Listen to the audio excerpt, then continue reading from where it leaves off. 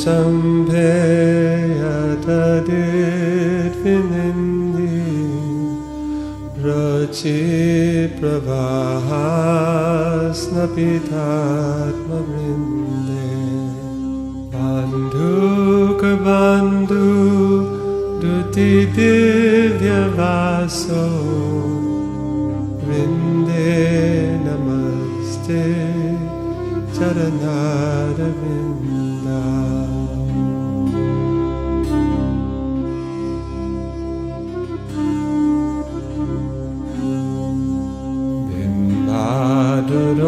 Bimbadodit varamandahasya nasagramukta tyutipitasye Vichitraratna Varanasiyadye Pinde Namaste Charanaravinda.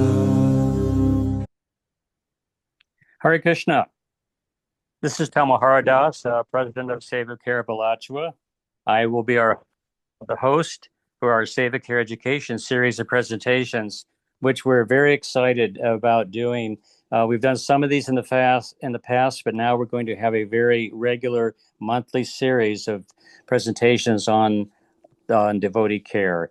This is its focus, devotee care and its many different aspects. We'll have a wide variety of topics that we hope will be very pertinent to the lives of devotees. These will be held each month around the second Tuesday of each month at 7 p.m. Eastern Time. We have to accommodate, of course, our guest schedules. Actually, today is Monday, but it is Tuesday in Australia, I believe, where our guest, Rambhoru is staying at the present. So tonight, we're very happy to have our first speaker as Rambhoru, who's a very well-known and highly respected senior devotee, speaking on an important topic of isolation and loneliness. And she'll be further introduced in a moment. Because each month we're going to have a co-host who will introduce our speakers, lead discussion, and questions at the end of our program. We will try to allow 15 minutes for questions and discussions at the end of each one of our presentations each month. So tonight, I'll turn this over to Amrita Kali Devi Dasi, who is tonight's co-host. Amrita Kali joined ISKCON through Krishna House in Gainesville, Florida in 2008, and was the Hare Krishna chaplain at the University of North Florida in Jacksonville, oversaw a Krishna Club on campus, did many programs there with the Bhakti House Ashram. Later, she, her family, and her children, who are now 7 and 4 years old, relocated to Alachua, Florida, and she is currently a upper elementary teacher at Bhaktivedanta Academy. So without further ado, I will turn it over to Amrita Kali. Hare Krishna, everyone. Jai Srila Prabhupada. Thank you so much, Tamohara Prabhu and Seva Care. I just want to say how wonderful it is to interface with you for the first time in quite some time, and especially to be involved in this kind of service. So thank you very, very much. It is a pleasure and an honor for me this evening to meet Rambhoru Prabhu for the first time. We've never spoken before. Just in, previously reading your slideshow and your credentials, it's just such an exciting way to start this new offering with Seva Care. So thank you so much for being with us. I'm going to take a moment to introduce Rambhoru Prabhu before she opens up with her presentation, which is called The Silent Killer, Isolation and Loneliness. And of course, we'll learn so much about their counterparts of community and relational reciprocity, which gives so much hope. So Rambhoru Prabhu was initiated by Srila Prabhupada in 1974 in Germany. And she spent 26 years serving with her husband in many countries, establishing temples in Switzerland, Germany, Ireland, India. And she had 2 sons during that time, Madan Mohan Das and Neela Madhava Prabhu.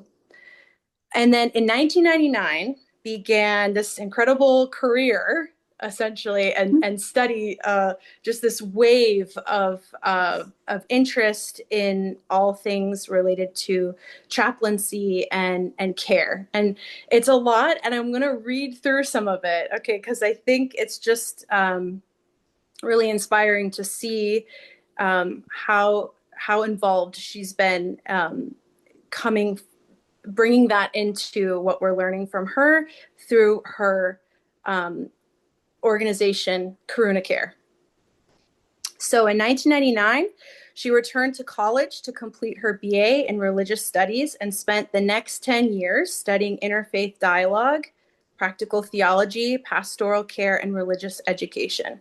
And then a Master of Divinity from a School of Theology. Clinical pastoral education units were received, a master's degree in patient counseling from Virginia Commonwealth University, and she received the equivalent of, ACPE Certified Educator, where she was a resident senior chaplain at Virginia Commonwealth University. She's also a 4th level healing touch practitioner and a therapeutic harpist. And she would minister bedside to suffering persons at Virginia Commonwealth University Hospital. So in 2010, Rambhoru Prabhu became the director of the St. Camilla Center for Spiritual Care, urban interfaith chaplaincy in East Los Angeles. There was juvenile prison chaplaincy, inner city hospitals, hospices, and other projects. She became certified as an ACPE educator, which is a doctoral equivalent in clinical pastoral education, and has been a member of the ISKCON prison ministry since 2015, distributing Srila Prabhupada's books and interfacing with inmates. In 2017, Rambhoru Prabhu took a leave of absence from her directorship at St. Camilla Center and relocated to Virginia to care for her elderly parents. After her father died in 2019, she began to serve head-on in the ISKCON of DC Temple, doing counseling for congregational members and writing blog posts and doing Harinam Sankirtan, providing spiritual care and counseling there. Rambhoru Prabhu has served as a part-time contract chaplain training supervisor, both in person and online. So all of these things are coming into this presentation tonight, and we're so grateful to hear from you. So thank you so much, Rambhoru Prabhu, for being with us this evening. And I would like to turn it over to you so that we can hear your presentation. Thank you so much. Hare Krishna. I'm so honored to be here after such a long time. And I chose this topic because it is, it came out. He's not any longer, Dr. Vivek Murthy is no longer, they have another Surgeon General, they turn over a bit. But this one interested me because as I talk to people, I see how lonely people are, even they may be living in a neighborhood or in a crowd, or, and it's such a relevant issue even for us in ISKCON. Okay, so this was an advisory. You can buy this booklet online. He published this research. And an advisory typically is something reserved for a significant public health challenge that requires a nation's immediate awareness and action. This is how important it was. And so Vivek, Dr. Vivek Murthy, he went on a listening tour, something similar to what Mahatma Gandhi did in India. He went around just to feel the pulse of the nation, to see what's really going on with the people, to get a sense of what's troubling them. And what he found was, as he was talking to people, he heard two things. I have to shoulder all of life's burdens by myself. And if I disappeared tomorrow, no one would even notice. Not low here. So then he went back to his office after doing this tour, and he started to call in research about this topic. What is the impact of isolation and loneliness? And he discovered that loneliness is far more than just having a bad feeling. It's actually harmful to the individual and society as a whole's mental and physical health.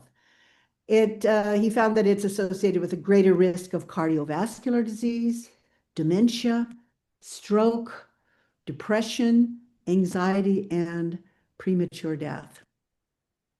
So he found that being socially disconnected is similar to the risk caused by smoking up to 15 cigarettes a day, and it poses an even greater risk of death than obesity and physical inactivity. We've always said, oh, now, how do you say, inactivity is the new smoking. But this is even more dangerous to be socially isolated than smoking and sitting around doing nothing. So I want to read this. Dr. Murthy, he urges, this is his words, given the profound consequences of isolation and loneliness, we all have an obligation to make the same investment in addressing social connection that as a society we have made in addressing tobacco use, obesity, and the addiction crisis. If we fail to do so, we will pay an ever-increasing price in the form of individual and collective health and well-being. And we will continue to splinter and divide until we can no longer stand as a community or a country. Instead of coming together to take on the challenges before us, we will further retreat to our corners, angry, sick, and alone. He advises us, we are called to build a movement to mend the social fabric of our nation. It will take all of us, individuals and families, schools and workplaces, healthcare and public health systems, technology companies, governments, faith organizations, and communities working together to destigmatize loneliness and change our cultural and policy response to it. It will require re-imaging the structures, policies, and programs that shape our community to support the development of healthy relationships. Really important. Each of us can start now in our own lives by strengthening our connections and relationships. So he's lifting up that our relationships are untapped resources. They are actually a source of healing, hiding in plain sight. They can help us live healthier, more productive, and more fulfilled lives. So he's recommended just answer that phone call from a friend. Make time to share a meal. Listen without the distraction of your phone. Express yourself authentically. The keys to human connection are simple, but extraordinarily powerful. So as I was reading this advisory, I was thinking of Prabhupada's movement and how in the item number 3 in the ISKCON's purpose, in the certificate of incorporation, it says, to bring the members of the society together with each other and nearer to Krishna, the prime entity, and thus to develop the idea within the members and humanity at large that each soul is part and parcel of the quality of Godhead or Krishna, to provide opportunities for devotees to associate with one another and with Krishna. This association was seen as essential for spiritual advancement and for fostering a sense of community among its followers. So Prabhupada, he saw the world as particularly, the Western world particularly at his time, susceptible to impersonalism and voidism, which is fast becoming a global issue. You can't just say now it's only in the West. It's pretty pervasive. And Prabhupada's mission was to offer the world an alternative to this, a path to genuine spiritual fulfillment rooted in a personal relationship with God, Krishna, who's residing within the heart of ourselves, but also the heart of everyone. So the extensive scientific findings with this from a variety of disciplines that included epidemiology, neuroscience, medicine, psychology, and sociology, they all agree that interpersonal human connection, which is actually a symptom of personalism, is essential to a person's physical, emotional, and spiritual life. While on the other hand, social isolation and loneliness, which by the way is a symptom of impersonalism, are significant predictors of premature death and poor health.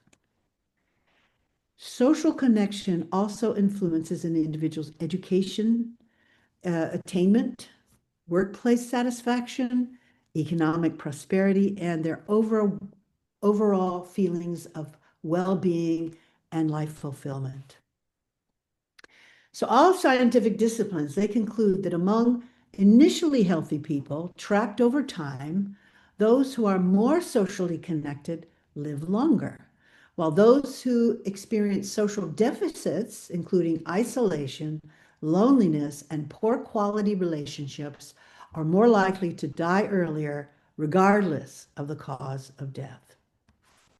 More recently, the research suggests that social connection increases the odds of survival by 50%, and that the effects of social disconnection, isolation, and loneliness on mortality are comparable, and in some cases greater than smoking, alcohol consumption, physical inactivity, high blood pressure, cholesterol levels, and air pollution. Evidence has demonstrated also that a person's social context is important to the development and management of diabetes. And people who are less socially connected may have increased susceptibility and weaker immune responses when they are exposed to infectious diseases. Chronic loneliness and social isolation can increase the risk of developing dementia by approximately 50% in older adults. Loneliness and social isolation among children and adolescents increases the risk of depression and anxiety. The odds of developing depression in adults are more than double among people who report feeling lonely often compared to those who rarely or never feel lonely. While many factors may contribute to suicide, more than a century of research has demonstrated significant links between a lack of social connection and death by suicide, especially by men. So, trust is a critical component of socially connected communities. And I'm thinking of ISKCON, but I'm also thinking of the surrounding community, how important it is for us to develop trusting relationships. Trust underlies communication and cooperation, both elements of social cohesion and social support. High levels of trust have been linked to improved health, economic prosperity, and social functioning. So when we think of, okay, well, how do we do this? What should we do differently? And Dr. Murthy is suggesting do small gestures. It doesn't take a lot. Just in our social interactions with our neighbors or other community members, sometimes smile at each other. You may not know somebody. People come new all the time to our temples in our communities. Be the one to reach out, smile, and maybe engage in even a very brief conversation just to connect. And this can foster a sense of interpersonal trust and create and maintain this norm of interaction, interdependency, and reciprocity. I'm living in a large farm that has a retreat center. So there's constantly people coming in, wellness center. They are completely new. They don't even mostly know, even though there's a sign on the front of the farm, Hare Krishna farm. Many of them have no idea what that is. And so it's really crucial for those of us who live here to reach out and just say hello and wave or engage into, how are you? It's that simple. Individuals who immerse themselves in community-based activities, they're more likely to experience stronger feelings of social belonging and develop trusting relationships with fellow community members. And this can lead people to more readily contribute their time and resources back to their community. So when people feel connected and like they belong, and people notice them and greet them, they're much more inclined and inspired to engage in doing something for the community. When community-based participation becomes the norm, social networks grow and produce high levels of trust among themselves, which facilitates the efficient exchange of information and sharing of resources within the community. You know, the research also shows that more connected communities enjoy a higher level of well-being. And the opposite is true. You know, those communities don't enjoy a high level of social connection. They also don't necessarily feel a sense of well-being in that community. So the question comes, after all this information, how do we put this information to practice in our society? What kind of steps can we take to enhance this social connection so that we can enjoy its benefits of health, emotional, spiritual, and physical? We need to start imagining a world where we recognize that relationships are just as essential to our well-being as the air that we breathe and the food that we eat. We need to imagine a world where everyone is healthier physically and mentally because of social connection. We need to imagine a world where we respect and value one another, where we look out for one another, and where we create opportunities to uplift one another. By that, I mean always be looking for strengths in the people that you're living and working with. You know, is there something that I can validate, affirm, notice? Maybe even something you notice they need. I'm living in a little ashram within the ashram, and there's a girl who's kind of new, and she suffers from debilitating arthritis. And right now it's cold and she can hardly walk. I mean, it's just miserable to watch her.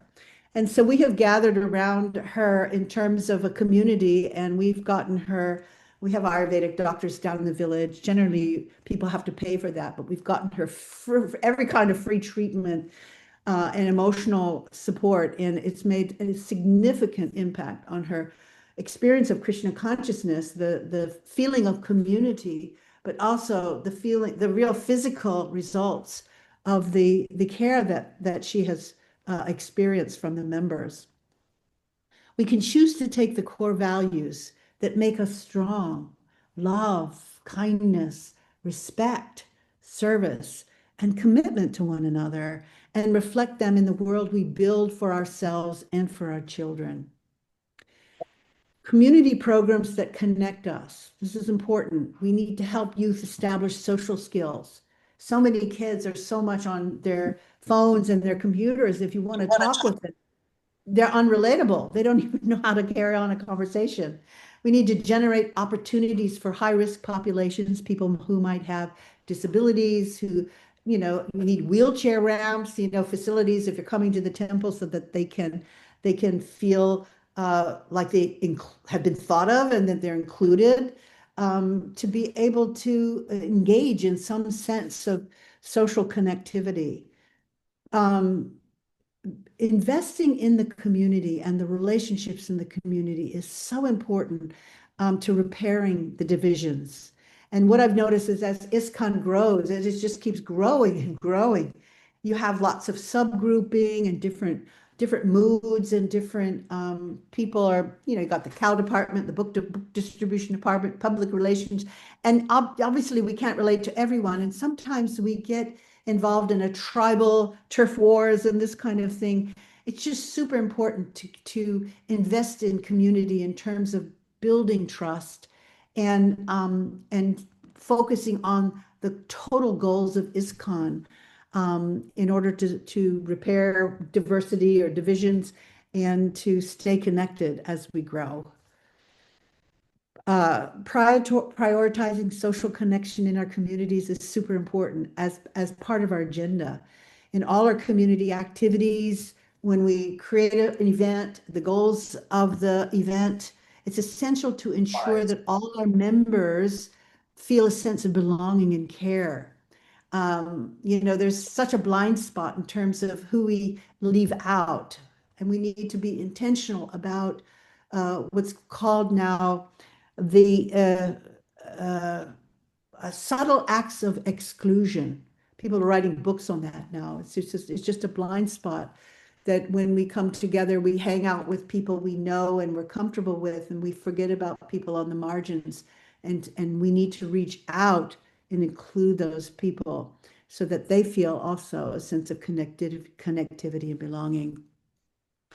Everyone contributes to the collective culture of social connection by regularly practicing these values. Advancing this culture requires individuals and leaders to seek opportunities to do so in public and private dialogue, in schools, in workplaces, and even in our media. Lord Chaitanya used to teach by example. That's a principle of Vaishnavism. And as we see in this picture, with the monkey see, monkey do, people, when they come into our society, they will do what they see people who are in this society longer do. So our behavior are both learned from and reinforced by the groups we participate in and the communities we're part of.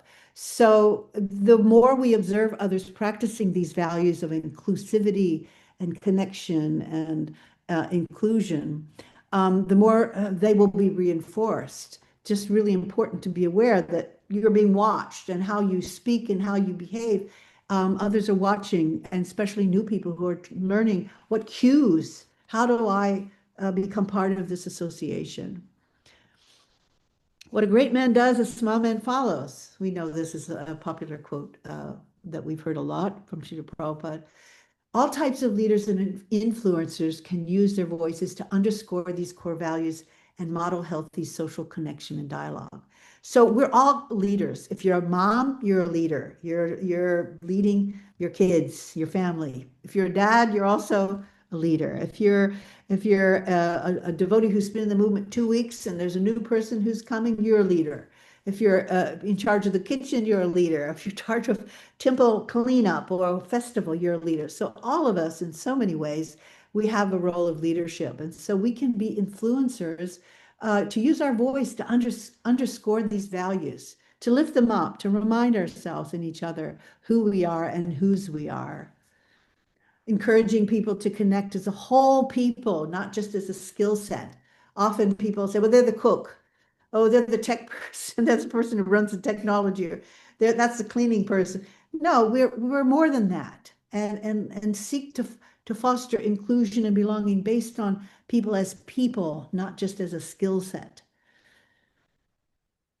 We also need to create spaces where all are welcome here, in order to communicate an inclusive social connection, developing programs that foster positive and safe relationships among individuals of different ages, backgrounds, viewpoints, and life experiences. I remember when I was living in Culver City, they built the elementary school right next door to a senior retirement home. And they did this deliberately so that the children who didn't have grandparents or didn't have a home to go to after school because parents were working, they could walk next door and have a surrogate grandmother or grandfather who would help them with homework, or they would, tutor them in spelling or whatever, reading. And they did this synergistically because the elders got inspired. They felt they had a purpose. They also enjoyed the youth energy coming from the elementary kids. And the kids also so much appreciated having an elder who was interested in them. Those were really smart ideas that we could replicate in thinking, how do we engage all ages and gifts in our communities? This is really important too. If you're a parent or a caregiver, what can you do specifically to help your child or your children to be socially connected? It's really important that we as parents invest in relationships with our children and that they feel loved, and recognize that strong, secure attachments are protective and a good foundation for other healthy relationships. So much of our rhetoric or even value system as Vaishnavas, we talk about detachment a lot in our philosophy. However, Prabhupada also said it's completely healthy and normal to have affection for a family. It's the most natural thing in the world. And so when it comes to raising children, having strong attachment to family is a healthy and a wanted thing. So sometimes I see families are a little conflicted and children go uncared for because they're so busy working at the temple. Try to do things in the temple with your family.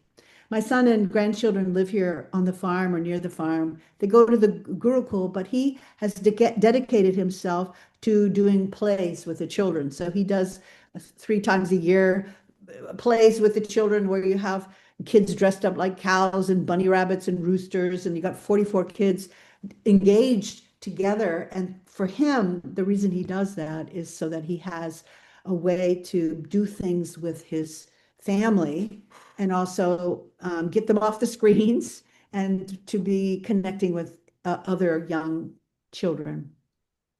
Really important for parents to model healthy social connecting, including constructive conflict resolution. That's a hard one. Is how do we, we're working with family, how do we communicate a no in a way that communicates care? Sometimes parents get upset with children because they don't want to do what they want them to do, and sometimes it turns into physical or verbal abuse. And we have this wonderful model in our book Krishna book, where when Krishna was naughty and he was driving all the neighbors crazy by stealing their butter and trashing the place with the monkeys, Nanda Maharaj, he sets an example of how a parent can discipline with care. He would come before Krishna and say, "My dear Krishna, I love you so much. I am your father, but all the neighbors are really complaining about you. And so it's my duty to chastise you. And so I'm going to have to, I don't want to, I love you so much, but I'm going to have to tie you up." And his mood in being able to say a no or to discipline was also done in love. We need to also be aware that the children are watching us, and how we treat them is going to be how they treat their children as they grow. It's just such an incredible, important part of our preaching. We want to help children and adolescents grow safe, strong, stable relationships with supportive adults. So it takes a village. It's really hard to raise kids by yourself, but we have this wonderful community. And all of us have an opportunity when we see children not to walk past them, get to know the children in the community, say hello. If they're having a birthday, give them a card or just say happy birthday. And teachers and grandparents, we all need to be acknowledging that children are also, on a spiritual level, they're equal to us. It's not that their body size makes a difference. Prabhupada said, in Krishna's eyes, an ant has the same value as a human being. What to speak of these children? They will grow up very soon, and they will be our teachers. We want to encourage healthy social connection with their friends by supporting friendships and engaging them in activities, structured activities that are healthy but include their friends. I know when I was growing up as a child, I was in a church. My parents were involved in a church, and they had regular family retreats. So the parents got to be involved with their kids, but also their friends. And so it was all community endeavor to raise the children. And it has had a lasting impression on my mind because my parents' friends were so much like relatives that we would call them Aunt Shirley and Uncle Charlie. And I knew if my parents were to die, I could seamlessly move into any one of those families and feel protected and safe. That's the kind of relationships we need to have also for our children. We need to be able to talk to our children. If you have children or grandchildren, talk to them about social connection regularly to understand if they're struggling with loneliness or isolation, to destigmatize talking about these feelings, and to create space for children to share their perspectives and needs. So often we talk down, we talk at children. They're people. They have feelings and thoughts too. It's really a wonderful thing to invite them to share. What are you thinking and feeling? What's on your heart today? We also need to look for potential warning signs of loneliness and social isolation, such as increasing time spent alone, spending lots of time on screen time, what kind of interactions they're having. Bullying is a big thing with children and teenagers. Just being aware of how is it going with them, with their relationships. If they come home and they're not engaging, explore with them. What has their day been like, and is there bullying going on in their life? We need to connect youth to helpers like counselors, educators, healthcare providers if they're struggling with loneliness, isolation, or unhealthy relationships. And they may not confide in you. When I was a teenager, I would go to Aunt Shirley, who was my parents' friend. I didn't tell my mom, but I felt more safe to talk to one of my mom's friends. So then she obviously could communicate with my mom. So if you have youth who have friends and they may not want to talk to their parents about it, they may come to you and confide in you that they feel lonely or distressed. What can we do as individuals? We want to invest time in nurturing our relationships through consistent, frequent, and high quality engagement with others. Take time every day to reach out to one friend or one family member and minimize distractions during our conversations to increase the quality time that we spend. Don't be checking your cell phone. Turn that cell phone off. If someone calls you in the middle of a conversation, don't answer it. It's the rudest thing ever. If you're talking to someone and you're in the middle of something and someone interrupts you by, wait a minute, I gotta take this call. Just turn the phone off. Whoever is calling you can call you back. And in the middle of meals, with friends, don't be now on your cell phone. Be with people when they're in front of you and share a meaningful meal.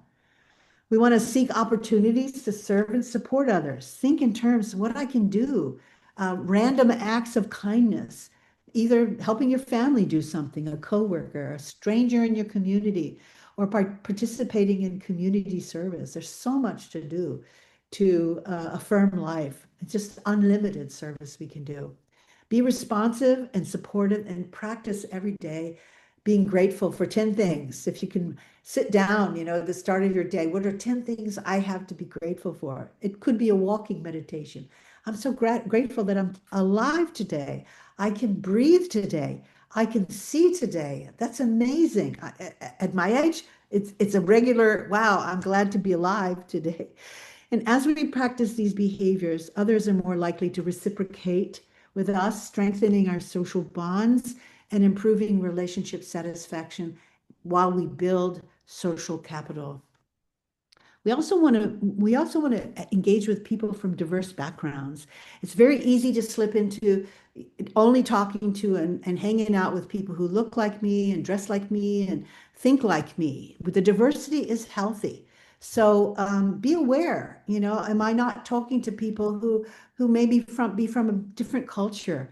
Or find out, what are they about? Be curious about each other. It will help you understand, develop empathy and a sense of compassion just by reaching out to people who you normally talk to.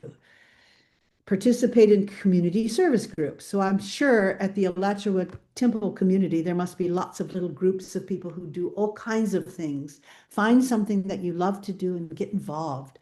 That will help develop relationships and create a sense of community and connection.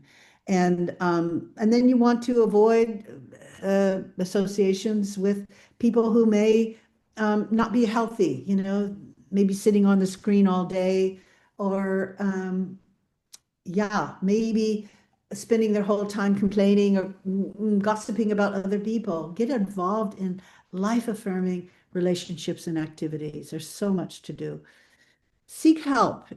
If you are feeling a sense of loneliness and isolation, reach out. Don't sit and just remove yourself. You have to reach out for help to a family member, a friend, counselor, healthcare provider, even a crisis hotline. There are some in the United States that you can just reach out and talk to a professional if you're too embarrassed, shy to reach out to a friend. Most people I know, if you're genuinely needing help and you say, I need to talk, they'll create space for you. And if they don't, find someone. There's lots of people around Pray to Krishna for guidance.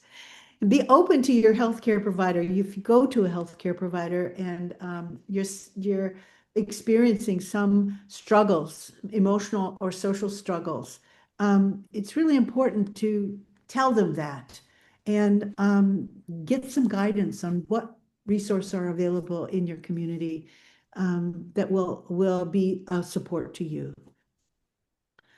Reflect the core values of connection in how you approach others in conversation and through the actions you take.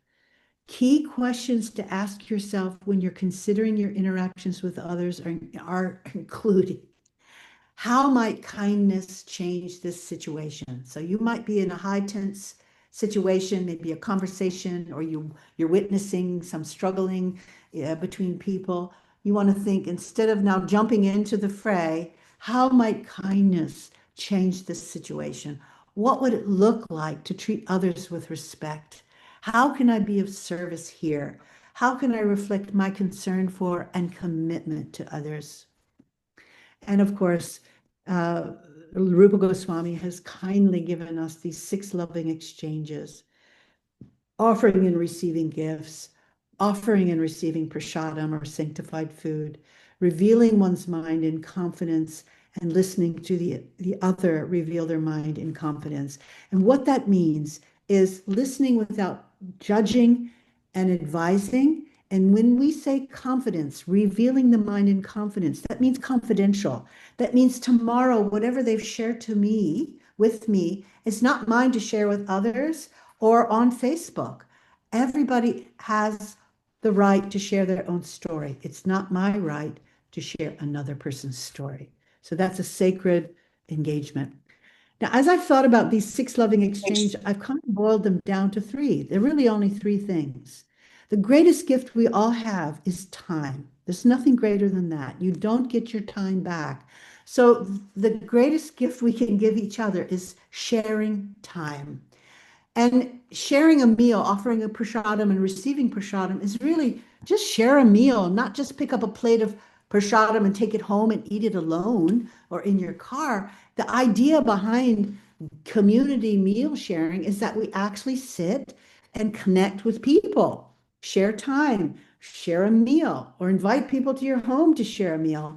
And while you're sharing this meal, sharing stories, not stories about others or gossip, but maybe your struggle with devotional life, maybe what you're learning about Krishna, maybe a story that you read in the Bhagavatam or the Bhagavad Gita, that a verse that comes to mind, or just about your own personal love, the work you do, and how you see Krishna in it.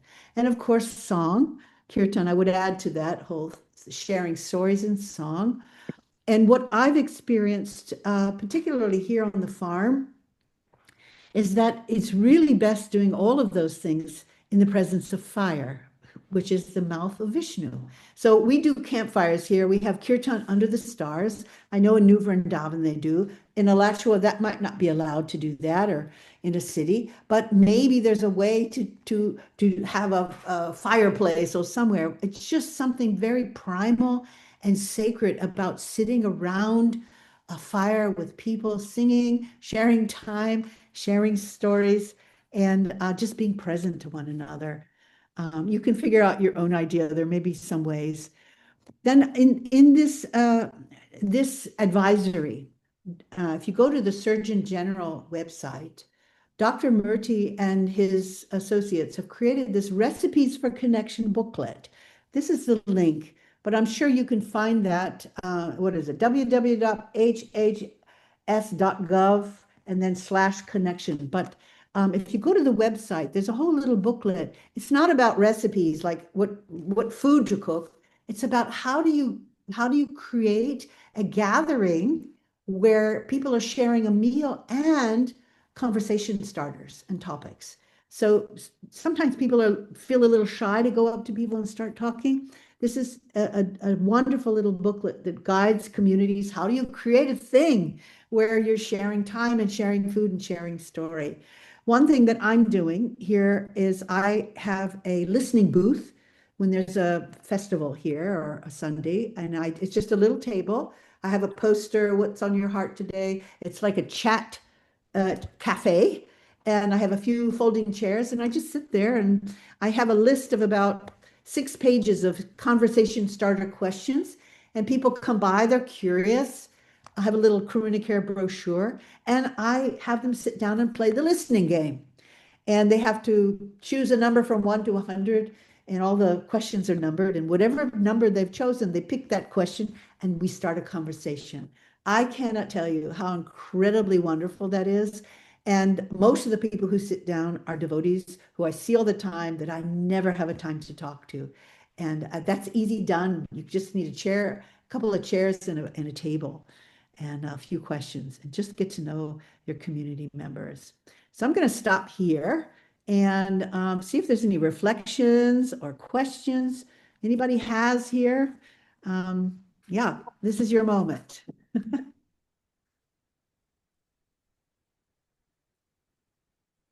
I'm going to try to come back to the big screen, I guess. Rambhoru, Yes. Hare Krishna. Hare Krishna. That last thing you mentioned, the listening booth.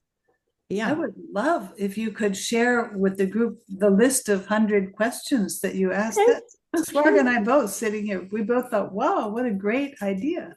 Let me tell you where I got this idea, Vegavati. Okay. I saw you can look it up in New York. For the last few years, they've started, somebody's mother died who loved to talk to people. So he made a granny stand in New York. It's portable. You fold it up. It says granny stand. It's purple. And there's a couple of YouTubes about it. And then they have a couple of easels, question for today. And she might have, the grannies, it caught on so that now you have granny stands all over New York. And you take the older ladies and they're sitting down in the middle of the street. And then they have this granny stand and a few chairs, a couple of apple slices or whatever. And people come sit down and they get a hug, and they don't have their granny around. So you become the granny of a whole lot of people. Wow. So I got this idea. I'm going to probably have somebody make me a granny stand, but we have a whole village of people. I just sit down and people are desperate to talk.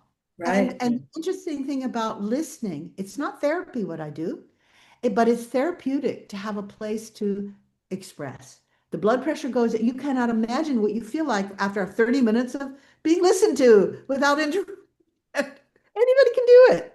You That's don't need very a PhD cool. to do it. Thank you. That's awesome. Thank you. Yeah, I'll send you the link. Well, Okay. I'll find you the granny stuff. Okay, cool. Yeah, it's fun. Anything else? I Question? have a question. Haribol. Haribol. Haribol, thank you. This is Rada Sylvester. How are you? I'm well, So thank you. I'm listening to this because I cannot even comprehend ever being lonely or what. How did people get to that point? I'm going to give you the example. My stepmother, she was an only child and both her parents are gone. She's almost 80 right now. And her mantra is like, I'm so alone. And then she had surgery. I went to help her. And I'll tell you, that phone never stopped ringing. There were people knocking on the door, bringing her food. And I'm like, you live in a community. All these people care about you. How, you just have to stop saying that you're lonely. I don't understand how you can be lonely, but I happen to be 110% extroverted. So I don't like, if I don't have somebody around and I feel like being social, I go be social. I don't know. Could you have any Well, thoughts on that? yes, I do, because you can be lonely in a crowd, and community Yes. does not mean a bunch of people coming together. And so what I have found is that you have to create spaces where people are engaging in meaningful conversation, not just conversation. So there's a real difference in social conversation and heart connecting conversation. It's part of a chaplain's training. Is how do we take that social conversation where we're chit-chatting about the weather and about who had a baby and who's getting married and all that's wonderful stuff. But what the heart yearns for is mutually growth fostering exchanges. And that means going a little bit deeper. It's not just about talking. It's being fully present. There's a rabbi named Martin Buber that many of you may be familiar with. He's a mystic Hasidic Jew. I think he's dead now. but he wrote a book called I, Thou. And what he realized as a mystic Jewish man, follows all the principles we do, very, very saintly person. He noticed that when he was engaged in heart-connecting conversations, a third person showed up. As chaplains, we notice that too. When you insert yourself in a death scenario with someone who's just lost their baby or the baby's dying, they don't know you from anybody. You walk into their life and you become their best friend. Somehow, this heart connecting conversation where you're actually coming from the heart, not just the head, and you're really able to be empathic and present. That's what we're yearning for. I didn't say this in the presentation because I had no idea how much time we have, but there is a theory called relational cultural theory. And what they have found out about human behavior is that although we all yearn for love and belonging, we have developed behaviors that push people away. We don't know that we do it, but when you think of subtle acts of exclusion, we're just in denial about how our behavior, our voice tone, our body language actually makes it difficult to approach us. So we could do with a little bit of skill building in terms of interpersonal relationship, because some people feel alone surrounded by a million people for whatever reason. They're waiting for somebody to ask, "What's on your heart today?" That's what I want to know. Yeah, I think you just hit the nail on the head, because anybody that I know that complains, I'm lonely, nobody cares about me, is doing all sorts of things to make people not want to be around them. And That's or true. just like, I don't want to keep talking about my stepmother, but she'll behind your back, she's telling everybody horrible stuff. Like she'll tell me all kinds of things, nasty things about some people. And I'm thinking, well, no wonder. That's, if you're putting that out, I guess you just kind of get what you sow what you reap what you sow. Well, it's more deep than that. When someone gets to that stage in their life, it means they have an enormous pile of unprocessed grief going on. Yes. Compounded probably for 70 years. And this is why our grief processing has to go on ongoing. We have to acknowledge what is happening, being emotionally available, because if we don't do that, we become more and more isolated and angry. And that you don't become a wise old person, you become just a bitter, angry old person that nobody Bitter and wants to be. angry. You need Yeah. to read the signs. Hurt people hurt people. So if Right. someone is pushing away and passive aggressive and doing all those things, deep down, there's definitely a wound there that needs to be addressed and cared for. Mhm. So as much as they're yearning for connection, you have to be the grown up, put your big girl panties on and go, I see you. I know that you're hurting. Tell me what's Yeah. on your heart. You've got that's not easy to do. Take some training. Right. Yeah. I wind up doing And, question, Acharya? Yeah. Yeah, I withdraw my raised hand, sorry. Oh, okay. Sukada, Anything else? you gotta unmute. Hi, I Krishna. would like to, oh, go ahead.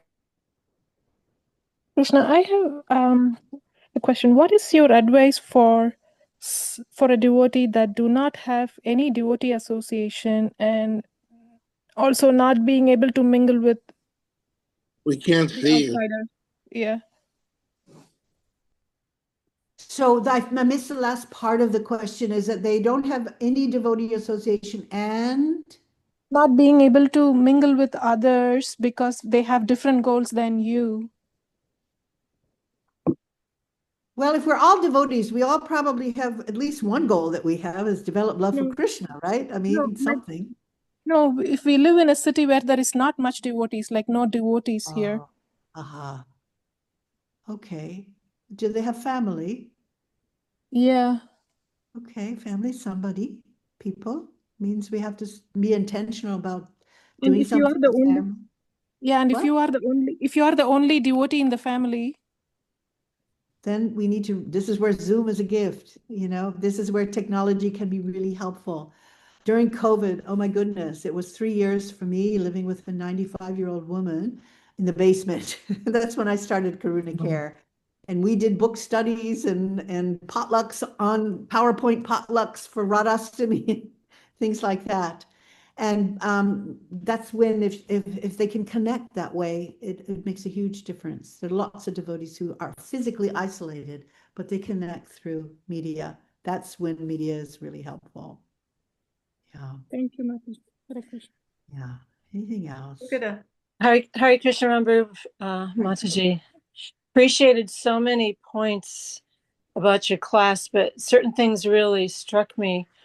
I was thinking how when Prabhupada first went to Mayapur and he saw that the people surrounding the temple, they would be picking up the plates of the devotees and licking them clean. So he instituted that program where everyone would be fed within so many miles. So it is like you were giving a story about the woman who was so crippled, but everyone's working to help them. So those kinds of bonds and those kinds of ideas, they go so far. And I was thinking within our own community, it's so big. We'll have a lot of new people, but also a lot of the people, the devotees who have moved there. It's so important for devotees to sit down with them, and start a conversation. It's a problem in our community that it's so big, that it's hard to, it's hard to include everybody. And you made such a point about that too, is to specifically include those people who seem a little on the fringes or like that. And find out why. This is where this little granny stand or this little booth is. It gives you a chance to feel the pulse, just like Dr. Murthy did, is what is keeping you from coming? Maybe they were hurt by somebody said something, or who knows, they wanted to do a garland, nobody asked them, or we just need to be aware that everybody, universally, no matter what culture, language you speak, we all yearn for love and belonging. If you start with that and think in terms, well, how can I at least say hello? There's a formula that we do in the hospital, because when you're going bed to bed, not everybody wants to see a chaplain. They'll kick you out. Nah, I don't believe in anything. I don't want you. So when we plant a seed, it's like gardening. You plant a seed. Hi, hello, Mr. Brown. How are you doing? You make yourself available. Maybe that's all you can do, is just say hello, and you do that every day. You go by, hello, how are you doing? And that's in our community. You just acknowledge. And the second thing, as you do that, you're watering that seed. You every time you see that person, you acknowledge them. That's all, no conversation, just hello, how are you? I see you. But over time, as you water that, the plant will grow, the seed will grow. Finally, it will bear fruit. And when they're in trouble or they need help, or maybe you've kind of developed a relationship, they won't hesitate. Of all the devotees that they look at, well, that's the one who said hello to me 30 times. Right. I'm going to go to them when I need help. And how do you deal yourself with, burnout? Because that's like a very common thing that happens. So how do you deal with that? Lots of ways. You have to have, this is why I created Karuna Care, so that we would have a space where we could talk. We would bring problems we're listening to and then have a place to debrief them. You do need to have a couple of people or a space where you can dump. If you don't have, and they have to be safe spaces, not gossip spaces, because if you are listening to people's problems and there's a tension to want to share their problem with others. Now everybody in the community is thinking about their problem. That's a violation of their own privacy, and they may not want you to share those things. But if you have a community of folks who see themselves as a caring community of non-professional chaplain group, or you could call yourself something else, where you come together regularly and debrief together and talk about what can we do, without even necessarily with names. We in Karuna Care, when we come together, we don't even know who they're talking about. Well, what do you do with this person? I met this person who's struggling with that. And in this, you have a place to talk, and it's not going anywhere outside of a safe space. You need to build those structures. It would be lovely to have a team of devotees who love to do that sort of thing and, can learn a few skills. That's why I was doing the Karuna Care Practicum, but I'm working on now an international online chaplain training program that will be based in the United States very Very soon. nice. Thank you so much. Rangavati Prabhu, you had a question? Is she gone? I see some chat. Rangavati, did you have a question? Yes, can you hear me? Yeah. Yeah, so Rambhoru, excellent. Thank you very, very much. I first became aware to the significance of loneliness on a very deep, amazing scale. I listened once to Sister Teresa, and of all the suffering that, like the world's worst suffering that she's seen in the ghettos, she said, people are suffering the most with loneliness. Yeah, it's the main cause of mental illness, all of it. And the way back to healing is a small group of caring people, a surrogate family, which is where our communities come. If we have a healthy, caring community, people with mental health issues can heal. Yeah. If we actually understand what we're doing. And in the chat, Leela Sukha mentioned to speak about trust, and we were speaking about trust. We've all experienced a breach of trust. We've all had that experience where we have, feel betrayed, and you're going to meet people in the community who, people have betrayed them. They feel like they're maybe cynical or they've not been trusting. Important to acknowledge and validate the pain of that, and then not be that person. You be the friend they didn't have, and try to heal that relationship. There's like assessment tools you can do about blame, and what do you do? Blame is such a symptom of grief, unprocessed grief, because we want to find, when we're suffering, we want to find somebody to blame for that. And the story we tell about our suffering is also how we experience the pain, is whatever we say about it and think about it, and you can make a new story. But in terms of trust, the only thing we can do is ourselves be the trusting friend who doesn't betray people's trust. And that requires some discipline, So valuable. Another thing that Sister Teresa said was that they said, well, how do you do this? And she said, take care of these people. The worst kind of suffering. And what she said was one person at a time. Yeah, you can't do it all. And you're limited. Like, there are people who need professional therapists. So as a chaplain, we don't try to do that work. We don't try to fix people or diagnose people, but you can go a long way to help ease suffering just by being a compassionate, empathic listener. If you're not feeling that right today, like you said, when do you get burnout?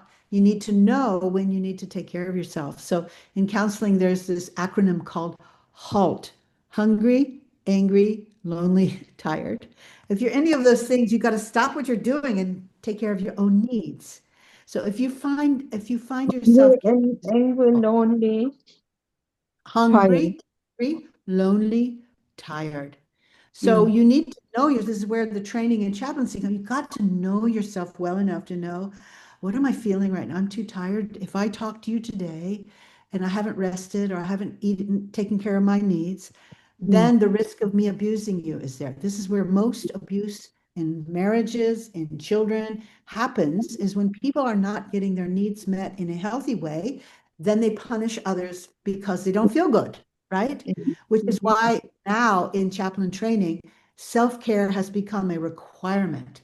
It's not a luxury. And we often talk about selfless service, but I have the rule of the so that. I have to go swimming 5 days a week, or I can't do my work. I will not be able to walk. I sit too much, right? So I have to eat healthy food so that I have the energy and the enthusiasm to do the rest of my work. So it's like putting oil in your car so that you can drive it around to do your service.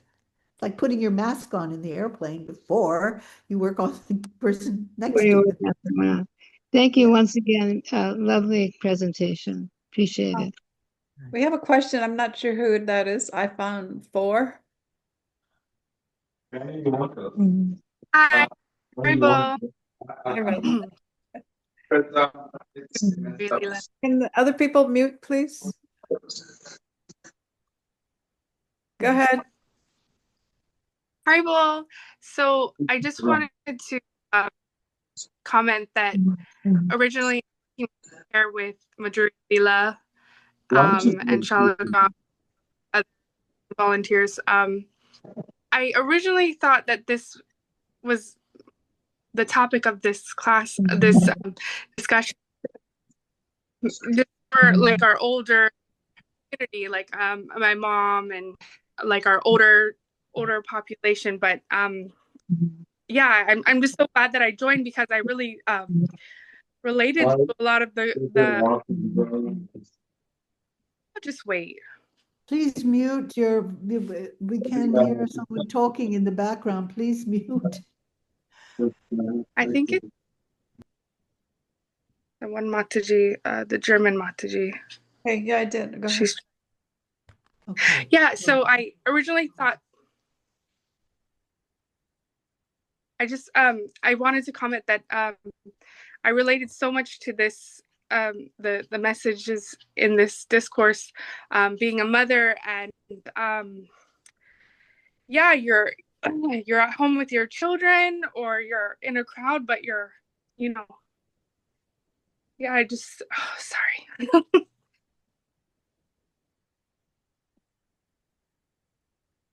I was having a hard time. I just lost my thoughts a little bit there, but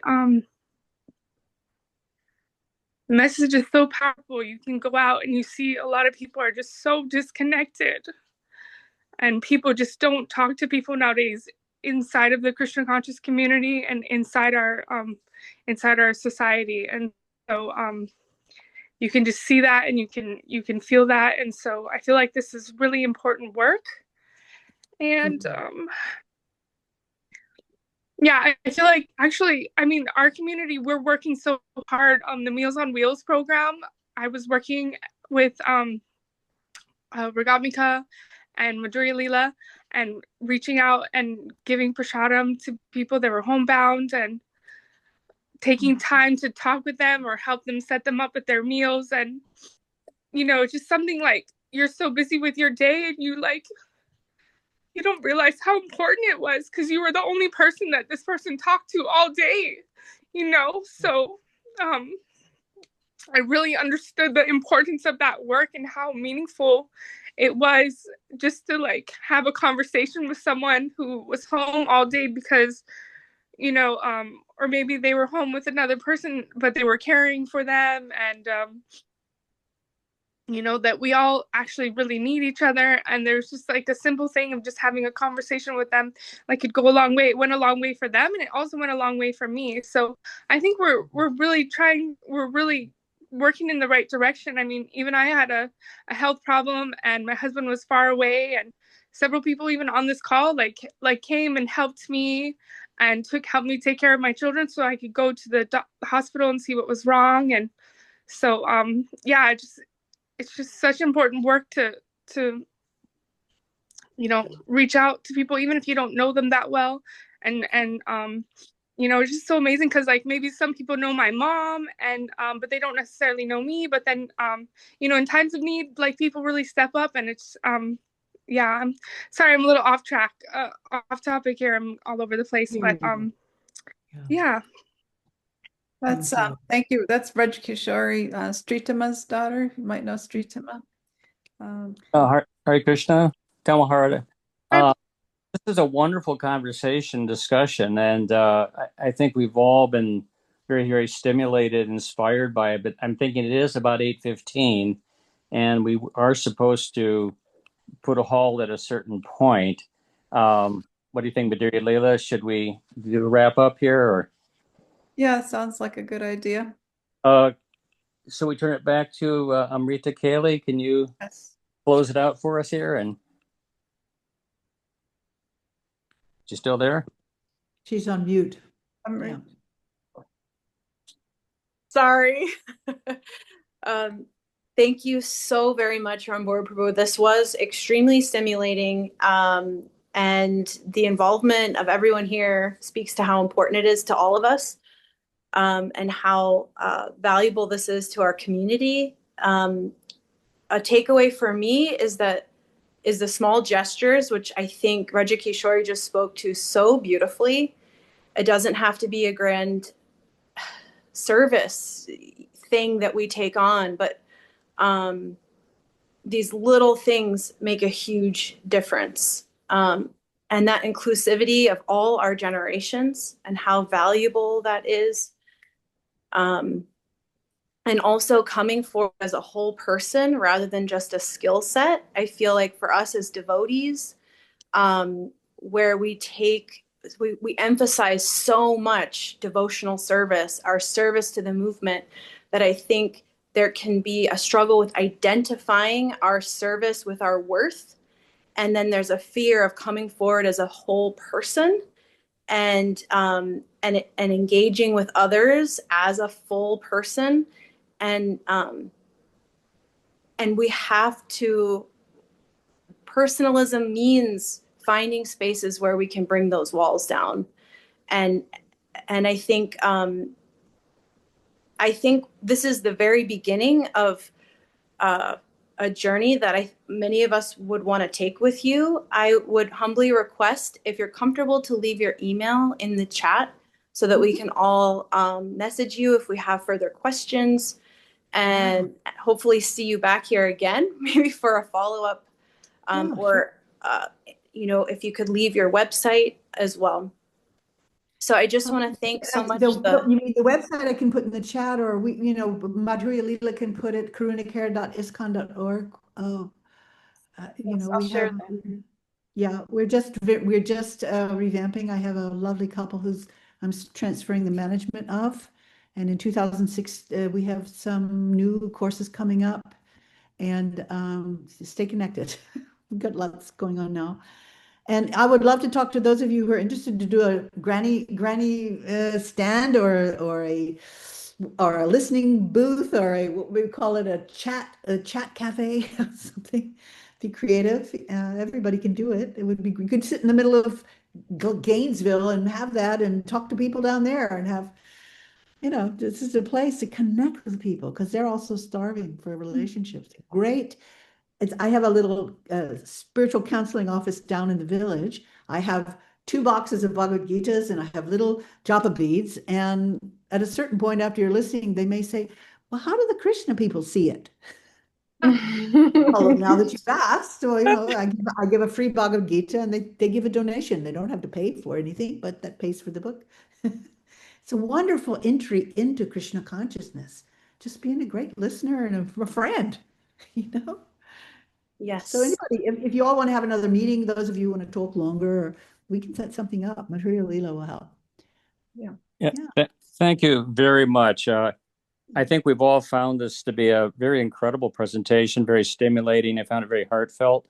And I think I could tell by a lot of our audience response that this really did connect with people and connect with, their own concerns and the things that they have observed and the things that they see needed in our communities. And I just think this is sort of a wonderful new phase that we've been entering within our Krishna Conscious movement and our devotee association. Madhurya Leela and I were talking earlier today, and I was just mentioning to her that when I started, counseling devotees 30 years ago, half the people said it was Maya, the devotees, in other words, seriously, so things are changing, that the idea was, we don't really need anything, and which ties into the impersonalism that you were mentioning, I think. So at any rate, I know we do have to wrap up here. I just want to thank you so much, and hopefully we can do more. I think there'd be a lot of interest in further discussions in these areas. I also want to thank Amrita Kali as the co-host, and Vaishnavi for our technical assistance. And most of all, I really want to thank Madhurya Leela for everything that she has done behind the scenes and in front of the scenes, and everywhere in between. She's really the heart and soul of Seva. So thank you all so much, and thank you particularly Rambhoru Prabhu for the wonderful presentation. Now, well, it takes a community to do everything, so I'm just one little peon. So thank you, everybody, the 60 people we had here for showing up and participating. That's really wonderful. And if you're a little peon, you're actually a very big peon. I mean, we're all servants, we're all peon, but you're a very important one to us. Okay, next month, we're very excited to have Jaini Tai Prabhu, who, as you know, most of you know, is the North American Director of Devotee Care, and he'll be talking about the whole spectrum of devotee care and trying to broaden our whole vision. And we haven't quite got the title of it definitely down, but that will be Tuesday, August 12th, 7 p.m. Eastern Time. So mark your calendars for that. And we have a lot of great programs coming up every month to increase this Seva education program. So thank you all. And I really appreciate everyone's participation, that so many of you showed up tonight. Thank you again. Prabhu. Haribol. Thank you. Hare Krishna. Krishna. Hare Krishna. Haribol. Thank you so much, Rambhoru. Thank you. Thank you. Hari Hare Krishna. Haribol. Samasta Vaikunta Shiromanasi Krishnasya Vrindavana Danyatani Tatadikare Vishabha